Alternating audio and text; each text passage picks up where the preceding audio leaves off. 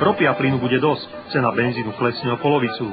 Slovač sa zbaví fóbie, že nevlastní jadrové zbrane. Po pripojení k Rusku ich bude nadostač pre každého. Naši branci už nebudú imitovať prípravu na vojenskú službu so slepými nábojmi, ale dostanú možnosť naostro si zastrieľať na Severnom Kaukaze. Keďže Rusko je prezidentská republika, prezident sa už nebude sťažovať na nedostatok právomocí. Vláda bude plniť jeho príkazy bez odbrávania a parlament poslušne hlasovať. Predvolebná cyklistická kampaň od Vladivostoku až po Bratislavu bude trvať niekoľko rokov. To zabezpečí voličom pokojné obdobie bez politikov a následne aj prosperitu euroazijského Slovenska. Všetci sa teda môžeme tešiť a nemusíme sa znepokojovať. Igor Pokojný, Slavacké euroazijské televidenie.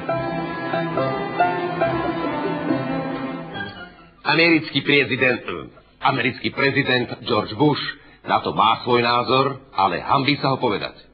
Podrobnosti priamo zo Spojených štátov telefonuje náš Stano Peter. Stano?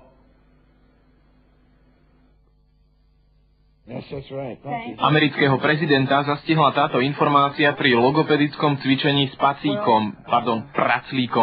Najskôr tomu chvíľu nechcel uveriť a keď pochopil následky vzniknutej situácie, chcel čo najrýchlejšie zmiznúť.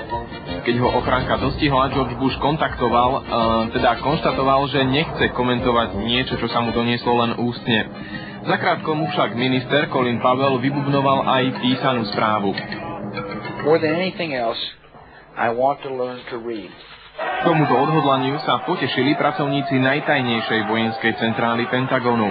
Prezident im totiž predtým niekoľkokrát postláčal tlačidlá, ktoré nemal.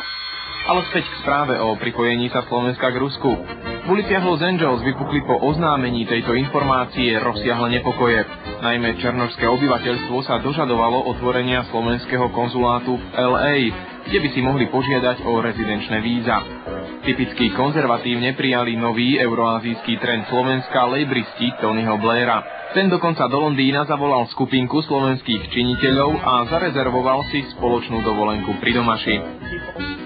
Tak tomu teda nerozumiem. Okno do strednej Európy som si cez Windows zarezervoval ja. Nuž, pán Gates má smolu. Predbehne ho aj kalifornský guvernér, ktorý sa na Slovensko už odobral. Ale späť do USA. Prezident Bush si to všetko rozmyslel aj rád. Dokonca si zaspieval aj slovenskú hymnu. Nad Tatrou blízka sa... Peter Stano, Slovenská televí, fuj mucha, Zia, anglosaské kraje. Ďakujem za naozaj výbornú reportáž nášmu vysralanému redaktorovi Stanovi Petrovi Stanovi.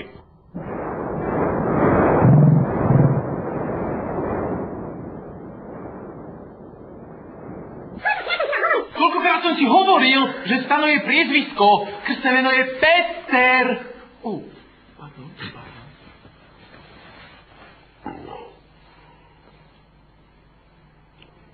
Európska únia sa po správe o Slovensku ako novom štáte Ruskej federácie psychicky zrútila. V zápäti sa spamätala a po množstve zasadaní a služobných ciest na nákupy do Bruselu poslala Rusko-Slovenskej federácii protestnú nótu. Konkrétne ide o nótu z opery Macbeth. Pre znalcov to už také prekvapenie nebolo. Veď aj Macbethovi išlo len a len o moc.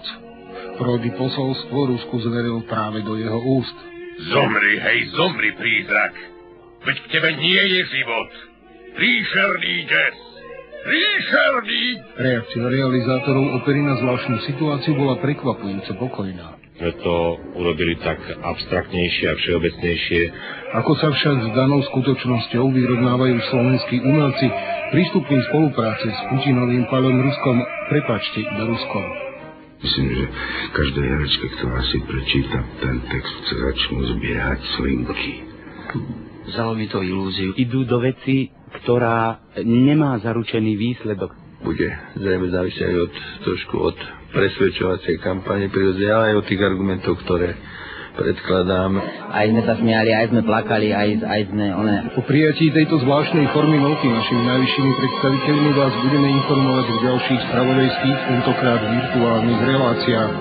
Jozef Skupý, Slovenská televízia. Milí a vážení, a to je už naozaj koniec dnešných správ. Radšej na všetko hneď zabudnite a nikomu o tom ani nehovorte. Dovidenia v Európskej únii. Stia.